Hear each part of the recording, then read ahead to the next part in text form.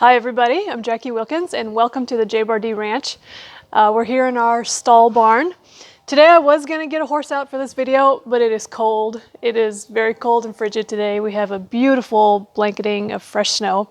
And I thought today might be a good day just to chat more like a classroom setting, because what I want to talk about today, I feel like, as you can see, that I've kind of got a good way of diagramming it and giving you guys a visual. So what I want to talk about today is controlling and managing a horse's emotions. If you watched my last video, I talked about not punishing a horse for their emotions.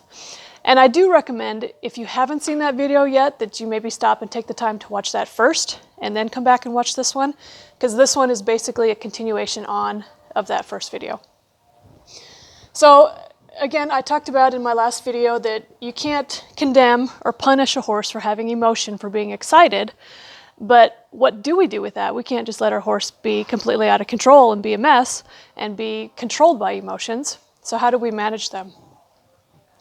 So what I came up with in my mind is this picture. This is kind of what I pictured. So emotion is energy. And how we control that energy is what we want to do is we want to entrap it. We want to contain it. And the way that we do that is with respect. This is, if you can't see it, this is the word respect. This is my line of respect. This is the line that horses do not get to cross. This is the what keeps their emotions contained. So they're not allowed to cross the line into disrespect and come into our space, to get bullied, to get pushy, to try to dominate us by making us move. They're not allowed to do that. They're not allowed to come over here and not give us control of their feet. In my last video, I did talk about how respect, one of the ways that a horse respects us is by when we say move, they need to move. But it is a little more in depth than that, because, for example, let's say you get on your horse and you ask it to go, and it takes off on a dead run, and you're on a runaway. Well, your horse moved when you said move, but being on a runaway is not being on a respectful horse. So it's more than just moving, it is giving us control of their feet. We should be able to, at any time, move our horse's feet forward, backwards, left or right. They shouldn't take that away from us. And then the other thing is not paying attention. Just like kids that are not paying attention, horses can't learn when they're not paying attention. They're more dangerous when they're not paying attention to where we're at. They could accidentally hurt us very quickly. And it's just rude. And along in that category would be like a horse that wants to turn its butt towards you. That would be, they're ignoring you and telling you to shove off when they're turning their butt towards you. And then again, that's a very dangerous thing for a horse to do, because that's when people get kicked. So anytime a horse gets disrespectful, they're going to get dangerous. These are all dangerous habits, and when horses do these things, it is very dangerous for us as people. That's when people get hurt. So what we do is kind of think about this as a pressure cooker, okay? So we've created a pressure cooker. We've created a wall around this energy. You can think of a horse's emotions kind of like water or steam, okay? So then the heat, what's creating the steam, what's creating the energy, is stimulation.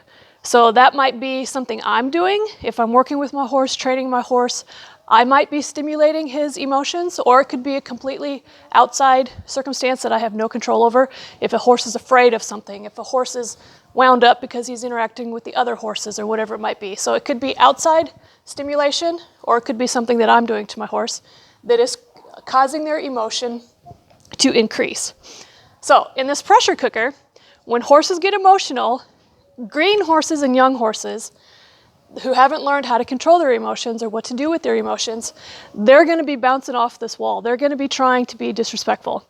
It is almost impossible for a young horse or a green horse to be high on emotion and not be disrespectful, because it's just natural instinct to want to do these things. So these emotions want out. They want out of this pressure cooker that we have. And so they're trying to get out any way they can. So they're trying to come over here and get in our space, or they're trying to get over here and not paying attention to us, or they're getting defiant about giving us their feet, or whatever it might be. These emotions are trying to get out. And what we need to do as owners and trainers is defend the line and make sure, do everything in our power to tell the horse that that is not acceptable, that is not what we're going to do. You do not get across this line. And what we're trying to create is, you can't have a pressure cooker without a release valve. So that's why I left this open up here. This is our release valve. So what we're trying to do is direct these emotions to get the horse to realize that up here is where you get your release. And what they're going to up here, let me see, let me use the black one.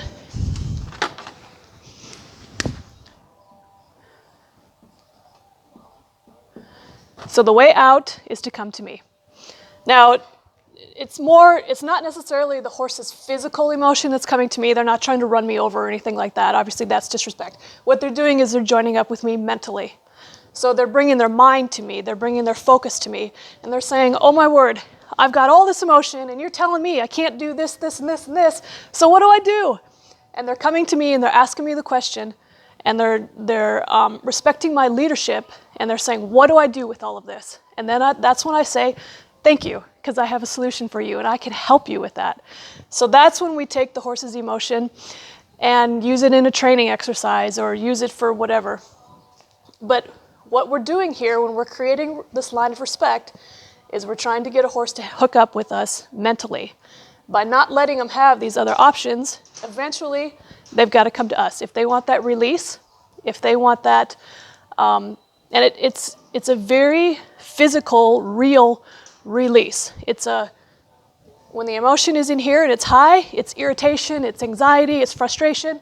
And then when they come to us, they should feel peace. They should feel calm.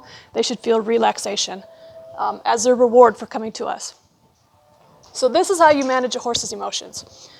So if there was no line of respect, that's a horse that's completely out of control. If you don't encircle these emotions, if you don't build a wall around them, that's when you're going to have a horse that is doing all of these dangerous things, that has no idea how to control or manage their emotions, and that's not hooking up with you because they have no reason, they have no path to you. So to get that intimacy with an animal, to get that bond and that very strong mental connection, you have to do this. You have to have, and that's why I'm so adamant about respect, because I know the beauty that it creates. I know the relationship that you can have if you will put that in place very early and be very consistent about it. It's going to drive your horse to you, and that's when you're going to have the intimacy, and that's when you're going to have a horse with a lot of heart.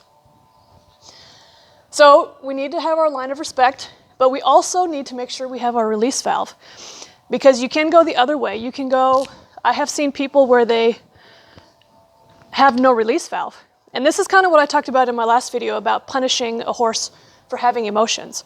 There are people that try to just contain the emotion. They're just mad about it, and they don't want to help the horse with the emotion. They just want to contain it and be done with it. And so they encircle it like this, and they don't have a release valve to them. So what happens with this is, depending on your horse's personality, emotion is either going to continue to build if that stimulation hasn't gone away, that's building the emotion, and it's going to put more and more and more pressure on the walls until finally it blows. And when it blows, it's going to blow big, and it's going to blow in the wrong direction. It's going to go where you don't want it to go. So, and then the other way, the other thing that can happen, even if the emotion doesn't get so big that it blows, some horses, like maybe your more laid back, quiet, calm horses, they might not build the intensity of their emotions, but what they're going to do, if they don't have that release valve to go up to you, is their emotions are going to get stagnant.